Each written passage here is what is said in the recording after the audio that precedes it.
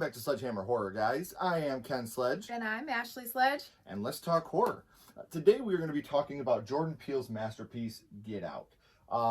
This is a movie that I really enjoyed on first viewing. And then more viewings, I actually fell in love with this movie. Yeah, I would have to agree with that. The first one, I liked it, but the more I watched it and the more I got in depth with it, the more I fell in love with it. So, spoiler alert, if you have not seen the film, now is a perfect time to go and watch it and then come back and check out our in-depth review and analysis and talk about the twist ending that we didn't see coming. So, you want to start us off? Yes. So, we start off this black man, he's walking in what he calls the suburbs. Yep. And he's talking on the phone. He's trying to find a house, and he tells the person on the phone, I stick out like a sore thumb. And like, it's kind of creeped out about being there. It's dark. And then you see this car that's following him very slowly. And they stop. Don't say anything. And he's like, fuck this. Yeah, nope, not doing this. Not tonight. Not tonight, he says. And so he turns around and walks the other direction. So he's walking and he looks back at the car and he realizes that the driver's door is open. And he's like, oh shit. And then you see someone in all black choke him out and then drag him, kidnapping him. Yep. So then we jump from there. We go to an interracial couple. There's Rose and Chris. Mm-hmm. They're getting ready to go away to Rose's parents' house for the weekend. Chris says, do they know that I'm black?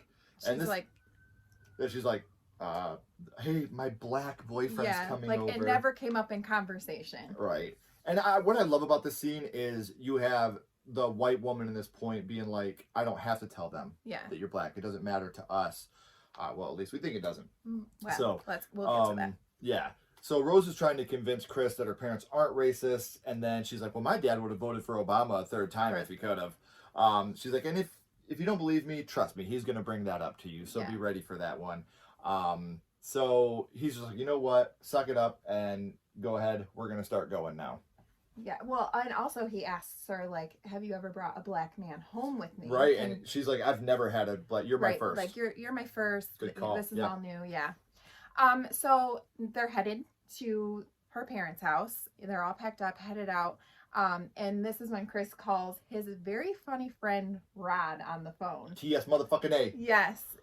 He's a hoot. Yeah.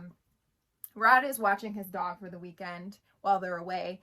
And he puts him on speaker and he's being funny with Rose, and he's like, you picked the wrong guy. You picked the wrong guy. And she was like, it's all a ploy to get to you, Rod. Yep.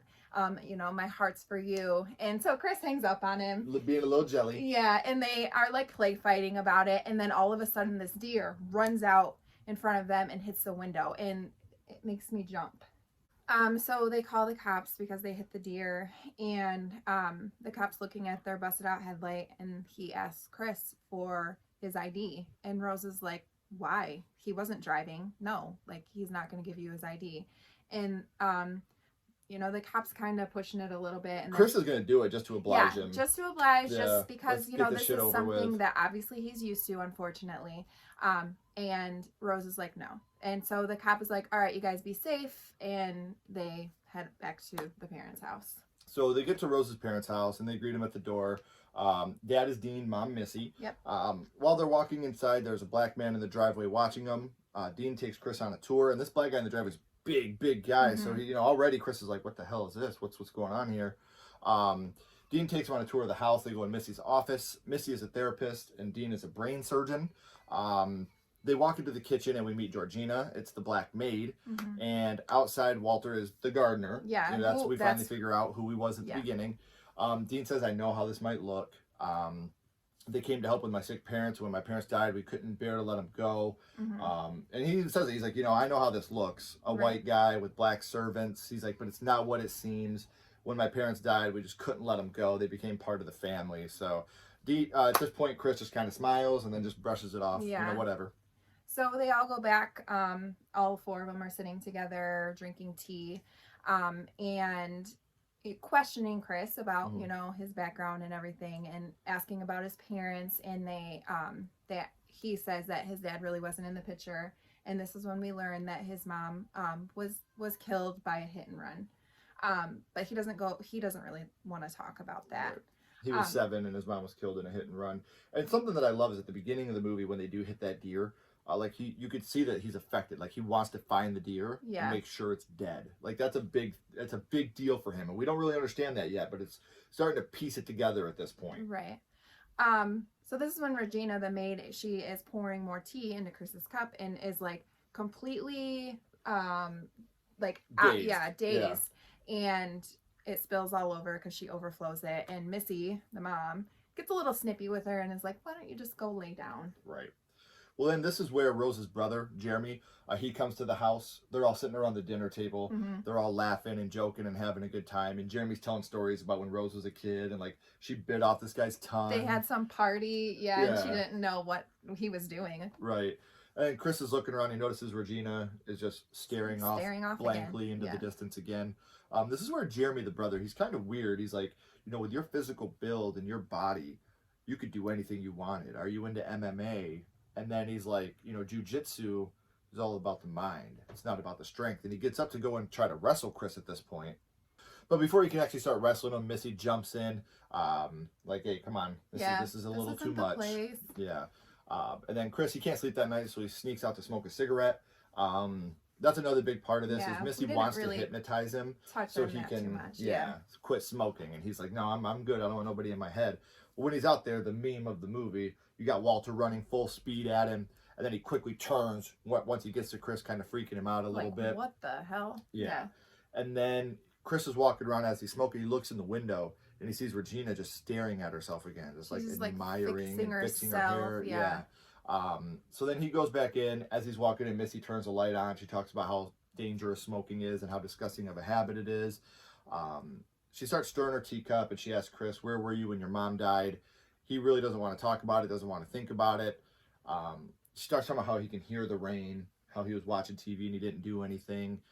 She was on her way home and never came home. And then she asked him, what did you do? And he's like, I didn't do anything. I just sat there. And now he's crying. He can't move. Missy tells him sink into the floor. He tries, no, and he sinks down into the floor. You're in the sunken place. He's trying to scream. He's trying to pull his way back up. Mm-hmm. You can see Missy. It's almost like he's watching his life through a TV. And I just want to be really transparent here. I feel like this is one of the scariest things I've ever seen in any horror movie. Especially because he's like trying to scream and nothing is coming out, and he's just like grabbing. Like that is freaky as hell. Yeah. So at this point, you're learning what the sunken place is, and she's telling him, and then he wakes up and it's just been a bad dream. He thinks that he's waking up from a nightmare in bed. So they're having their annual party that Rose had forgot about. Yeah. It's that weekend. And so all of a sudden, all these white, rich, old people start pulling up. They're the most stereotypical rich, old white people. It looks like the Monopoly guy and all his buddies are getting together. Like the monocle. Seriously, though. So Chris is meeting them all, and they're having, these awkward conversations, and, mostly it's like talking about other black people, like Tiger Woods and things like that. You have the one white woman that's like, so is it really better? Yeah, talking to Rose with him right there, like, and he's just like, "Fuck my life." Seriously, like, I don't know. That's what old white people think they can do. Apparently, the entitlement thing to say whatever the fuck they want to whoever the fuck they want all the time. Pretty much. And then Chris sees another black man there, so he goes up and he's like, "Hey, nice to see another brother around here."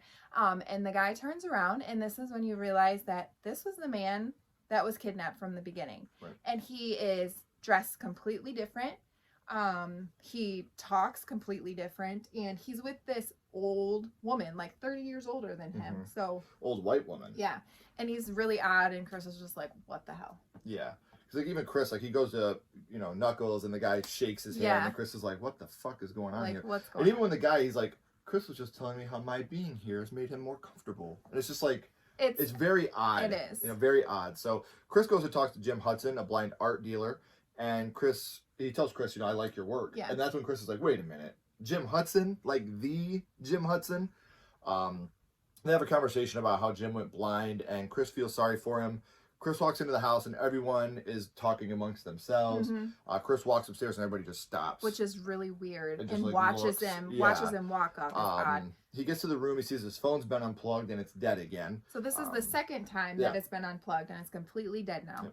He finally gets it on the charger because he thinks Georgina's doing it on purpose. He calls Rod and tells him that Missy hypnotized him and all this weird stuff is happening. Rod tells him it's probably sex slave. Yeah. Like they're hypnotizing black men, making them sex slaves. I love Rod. He's awesome. I love He's Rod so in this funny. movie. Yeah. So Chris hangs up on him. Hello?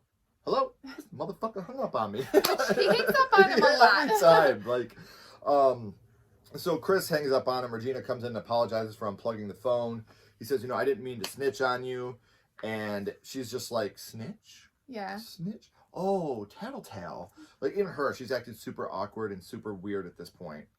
So at this point, he's like really weirded out. He's trying to get information out of Georgina almost. He's like, I just feel really awkward when I got a bunch of white people around me. And she's like, I assure you I answer to no one. And now she starts to get a little bit emotional. Oh, no. No. No. No, no, no, no, no, no, no, no, no, no, no, no. And this point to me, this was one of the big parts in the trailer, but it's still just an amazing moment to watch unfold. And she actually is like, the Armitages treat us like family. She walks away and he's just, man, this bitch is crazy. So after this encounter, he goes back to the party. And then Dean, the dad, he is introducing him to more people.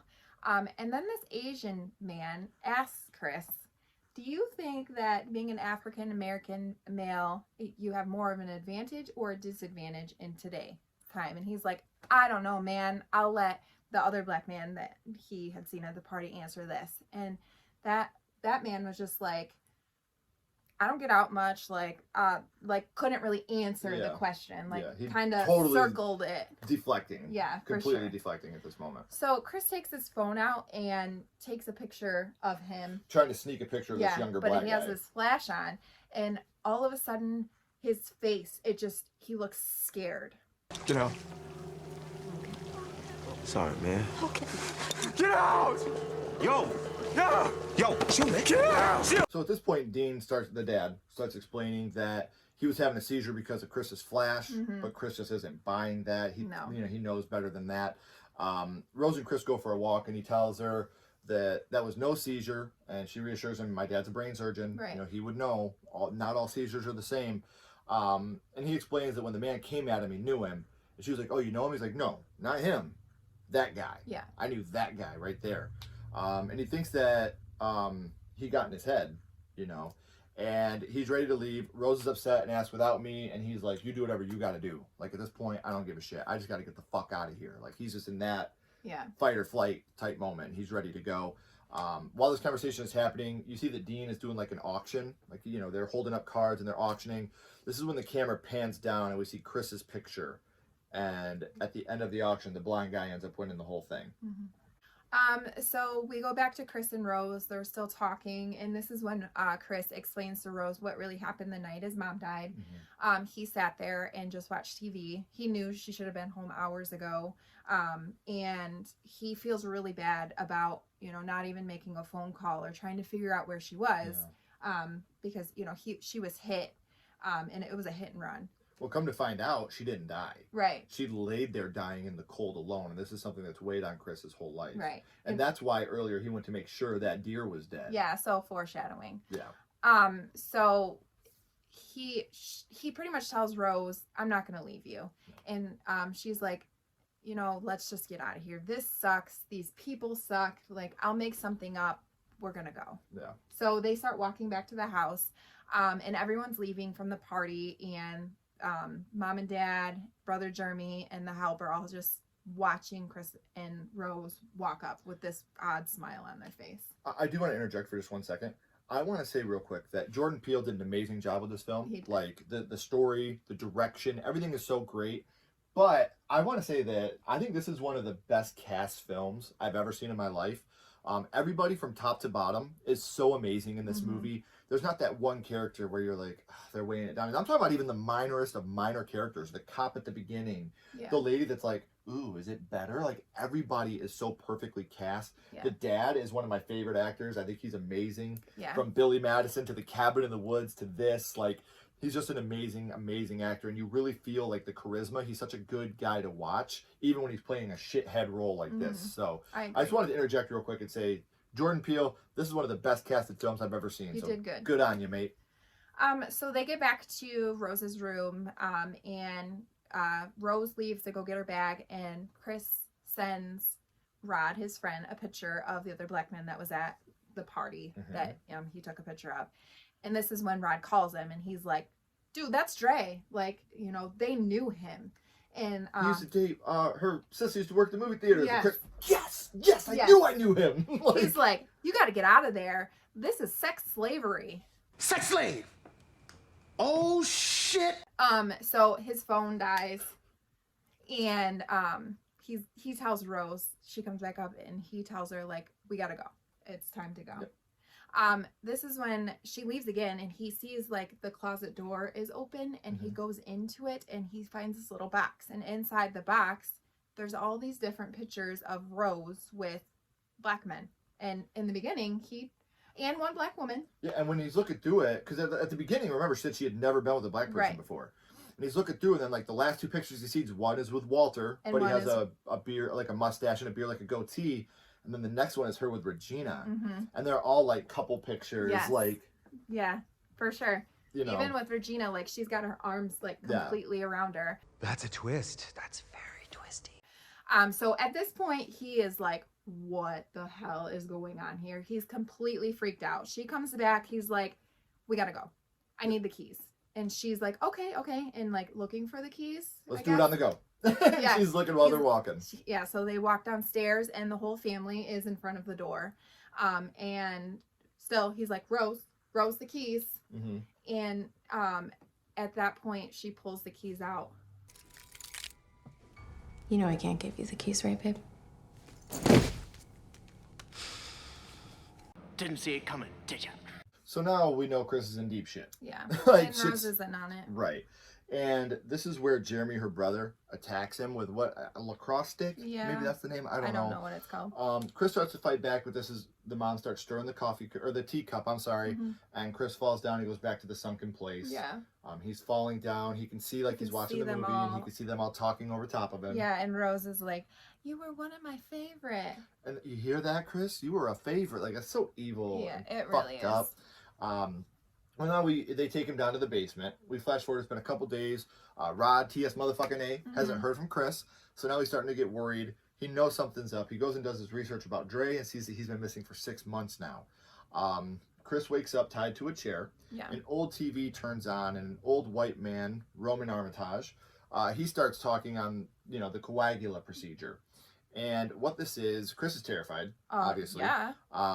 Then the teacup being stirred comes on. He's knocked back out again. What the coagula procedure is, what we learn is they're taking their brains, essentially, and putting them into black people. Something that we didn't talk about at the beginning, because we didn't even notice this the first time. Roman Armitage lost in the Olympics to a black man. Right.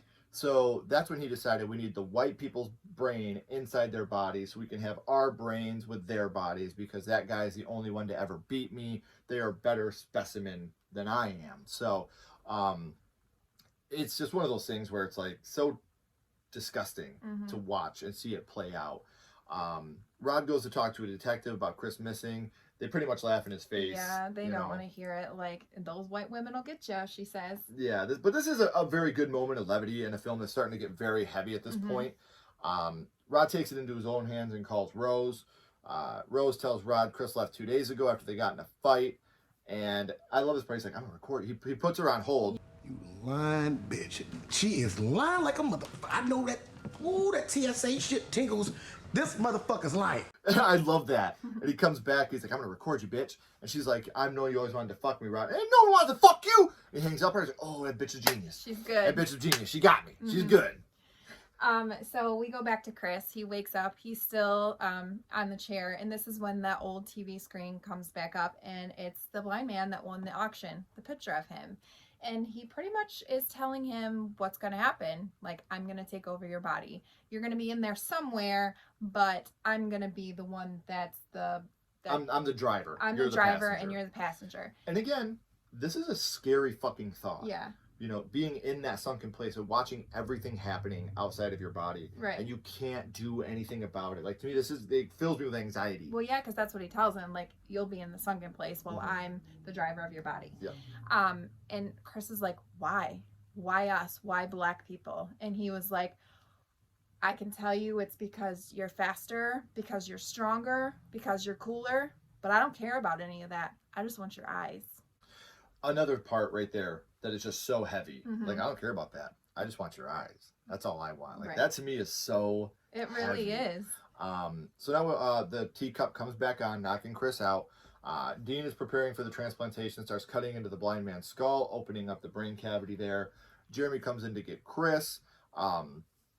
After Jeremy unties him, Chris attacks him with a croquet ball. It gets him pretty good in the head a couple Yeah. times. Well, he takes out, from the chair, there was some cotton from where, other people have been scratching, and he puts that in his ear so they can't hypnotize him. hear. Yeah. So then, we're sitting there waiting. Dean's waiting. Where the fuck are you, Like, Jeremy? where are you? He walks out. Chris attacks him with a deer head, stabs him with the antlers of the deer head, and when he falls down, it starts a fire down there in the basement. So things are starting to catch on fire now. He starts to go upstairs, and Missy is there. Yeah, and They both look. look at each other like. And they both look at that teacup. Chris gets to it first, and he knocks the teacup over. She grabs a letter opener that's like a knife, and she stabs him with it right through his hand. It doesn't even look like it phases him. He's He's just just- like, yeah. Yeah. So after she stabs him, he He ends up killing her overpowers her, and he kills her. with the letter opener. Right. So that's another scene that I really, really like a lot. This is when Jeremy he comes back upstairs. He's not dead. We thought he was dead. Yeah, and because Chris is trying to leave, and Jeremy kind of stops that, and Chris ends up stabbing him in the knee, and then he stomps the fuck out of Jeremy, Yeah. like stomps his ass to death. This is when he takes Jeremy's keys. So this is the white car that we seen in the beginning. Yeah. This is Jeremy's car. He takes his keys and he is getting in the car. He's calling 911. And this is when Regina runs out and he hits her. And he feels bad. And he's like, I love this external dialogue he has there. He's like, don't do it. Come on, Yes. please just keep driving, please. but he can't. He's a good man. He can't do it. And he knows that's how his mom died. Right. I can't leave her here. So he grabs her, picks her up, and puts her in the car, and they start driving. And this is when Regina attacks him. And while she's attacking him, you can see where she had her brain surgery done. I do want to interject one more time. Earlier on, when we first meet Regina and the dad's introducing Regina, he's like, Regina's here and my mother loved this kitchen, so we always wanted to keep a little piece of her in the kitchen. And I think that's so brilliant now that you see this and you realize he was talking about, we put my mother in Regina. So she is still in her kitchen. Like, that's another line that I really love when you go back and rewatch. You're like, oh, I see what you did there. Right. That was really, really good line delivery at that point. So Rose hears this commotion, and she comes out with her shotgun, and she says, Grandma. So Now we really know. Now we really know that she's her grandma. And then she's like, get him, Grandpa. And she's talking to Walter. And so Walter starts running. They get over to where because the car crashed with the when they were fighting. Right, and Regina's dead. Yeah, so after she's the car crash. after the car crash. So they're so Walter is running at them, and this is when Chris tries to choke Chris out. He's almost got Chris dead. Yeah, and Chris takes his phone and takes a picture of him, and you see that scared look on his face again, and he tells Rose, give me the gun, and Rose gives him the gun, and he shoots Rose, and then he shoots himself. What I love about that scene is you have this moment now of, I would rather die than go back into that sunken place again. I would rather kill myself. Oh, I'm not blaming. I wouldn't want to live. I get it. So Rose is still alive and she's reaching for the gun, but Chris gets it away. She's like, Chris, I love you. Trying to play that. Like, yeah, I play really did love you, but I had to do this. Yeah. He starts to choke her, and you see her just have this evil smile on her Yeah. face. He can't do it. He feels guilty, so he lets go. And this is where the police pull in. The lights are on. She starts yelling, help me, help me. And when you see this part, you kind of think the worst. You got a black guy on top of a white girl, Yeah, like, choking her with the how is police this gonna pulling in. end? Well, Rod gets out of the car. And the relief Yes. on Chris's face. Chris is relieved. He gets in the cop car. It's silent, and Rod's like, "I told you not to go to that motherfucking house." Like, and then Chris asks him how he found him, and this is where Rod says, I'm T.S. motherfucking A. We handle shit. and that's the end. They drive away, leaving Rose to die. Now, I do want to say, if you want to see the saddest ending of this movie, the alternate ending is available, and I have that down here in the description. I don't even want to tell you about it, because if you haven't seen it, I'd rather you watch that alternate ending once we're done with this episode, so you could check it out. Which I think the alternate ending is where everybody's mind went.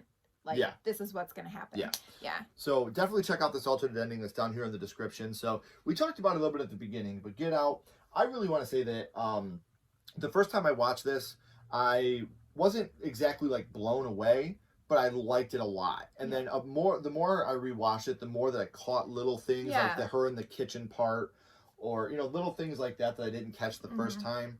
And it just made me genuinely fall in love with the movie. And The Sunken Place, I feel like, is one of the scariest ideas that's ever happened in a horror movie ever. So just not having control of your own body, and someone else is controlling you, and you're just in this place, and you can't scream and you can't ask for help.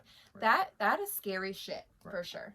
And obviously, as horror fans, we do love social commentary. There's obviously a lot of social commentary in this movie. I'm not going to speak too much to that. There's a lot of funny parts too. Like Rod, he brings in a lot of the funny, the comic relief. The comic relief for sure. And Rod did a great job at that. Absolutely. And like I said, there's a lot of other YouTubers out there that you could get a much deeper dive on when it comes to the social commentary part of this. Us being straight white people, it's a little harder for us to give, that legit commentary about stuff like that we've never experienced. So I'm sure there are other YouTubers that can give you a much better idea about that and open your eyes a little bit more. It'd be very disrespectful for us to play on that. But talking about it as a movie, as a film, I would absolutely give this 4 out of 5 skulls. I think that every time I watch Get Out, I like it more and more and more. It's a movie I could watch repeatedly. The acting's phenomenal. The story's great. The Sunken Place is awesome. The villains are great. There's very little to dislike about this movie. So I would give it a 4 out of 5. What about you? I think I'm going to give it a 4.5 out of 5. Again, like you said, the actors are great. And it's a horror movie, but it also has a message. And I like that kind of movie. So her favorite movie is People Under the Stairs, so absolutely, go figure. So I do want to thank you guys so much for watching. If you haven't already, click that like button, click that subscribe button, become a member of Sledgehammer Horror down here in the description. You can get more behind the scenes videos and exclusive premieres before anybody else. So until next time, guys, keep talking horror. Stay who you are. And we'll see you guys soon. Bye, guys.